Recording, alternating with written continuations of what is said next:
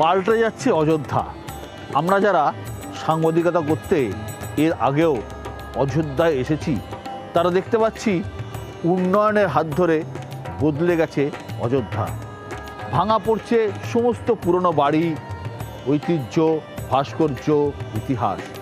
গড়ে উঠছে নতুন অযোধ্যা, নতুন রঙের অযোধ্যা, এবং এই রং গেরুয়া, এই রং হিন্দুত্বে।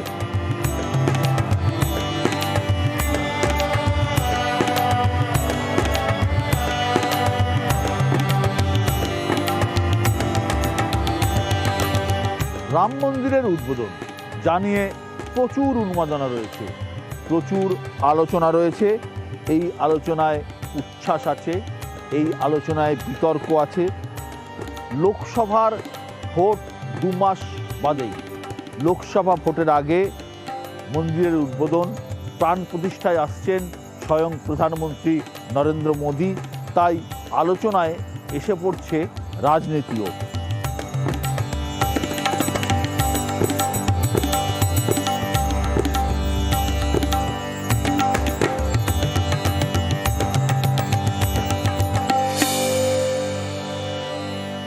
আমার হাতে দেখছেন আপনি অযোধ্যার রাম টেম্পলের একটা রেপ্লিকা আছে, একটা মডেল আছে। আর আর্কিটেকচার মন্দিরের কিভাবে সেটা বিশ্বদা জানাবে। বিশ্বদা। আশিকা, ঐতিহ্যবাহী নাগারা ভাস্কর্যের আদলে তৈরি হচ্ছে এই মন্দির। মন্দিরের 3টি তলা, দৈর্ঘ্যে 380 ফুট, প্রস্থে 250 ফুট, উচ্চতা 161 ফুট। এই টোটাল উচ্চতা। মোট 392টা স্তম্ভ রয়েছে, মোট দরজা রয়েছে 44টা। রামলালার মূর্তি প্রথম তলাতেই থাকবে। এই রামলালার মূর্তি তৈরি করেছেন কর্ণাটকের বিখ্যাত শিল্পী অরুণ যোগীরাজ। 5টা মণ্ডপ বা হল রয়েছে এখানে। একটা নাম দেওয়া হয়েছে আলাদা আলাদা করে। একটার নাম নৃত্য মণ্ডপ, একটার নাম রং মণ্ডপ, একটার নাম সভা মণ্ডপ, একটার নাম প্রার্থনা এবং একটার নাম কীর্তন মণ্ডপ। রাম মন্দিরের একটি তলা তৈরির কাজ শেষ হয়েছে, দ্বিতীয় তলা তৈরির কাজ 2024-এর ডিসেম্বরের মধ্যে হবে, এখনও কমপ্লিট হয়নি। আর গোটা মন্দির চত্বরের, পুরো মন্দির চত্বরের নির্মাণের কাজ শেষ হতে হতে 2025 হয়ে যাবে। 2025-এর আগে মন্দিরের নির্মাণ কাজ পুরোপুরি কমপ্লিট হবে না। একবার আমি বলি নাগার শৈলী, যেটা বিশ্বদা তুমি বললে, একবার এইভাবে ধরে আমি দেখাই নাগার শৈলীটা হয় কি, মানে কি ধরনের মন্দির হয়। ভারতে একটা বহু ফেমাস, যেখানে অনেক বাঙালি যায়, খাজুরাহোর যে প্রমুখ মন্দির, সেটা নাগার শৈলীর হচ্ছে।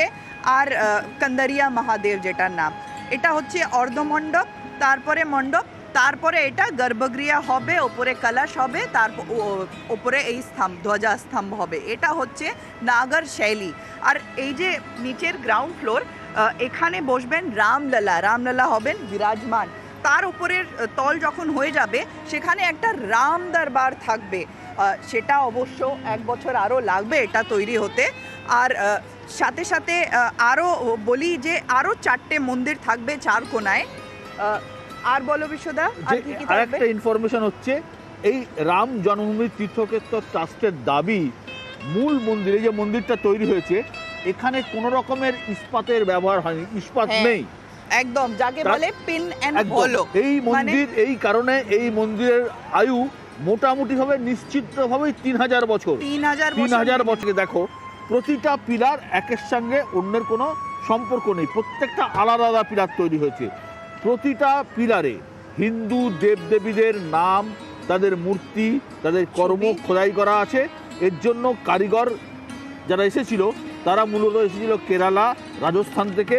মন্দির ট্রাস্টের দাবি, রাম ত্রেতা যুগে ছিলেন, মন্দিরে ঢুকলে ভক্তদের মনে হবে যেন তারা ত্রেতা যুগে এসে পড়েছেন, এমন অ্যাম্বিয়েন্স তৈরি করা হয়েছে।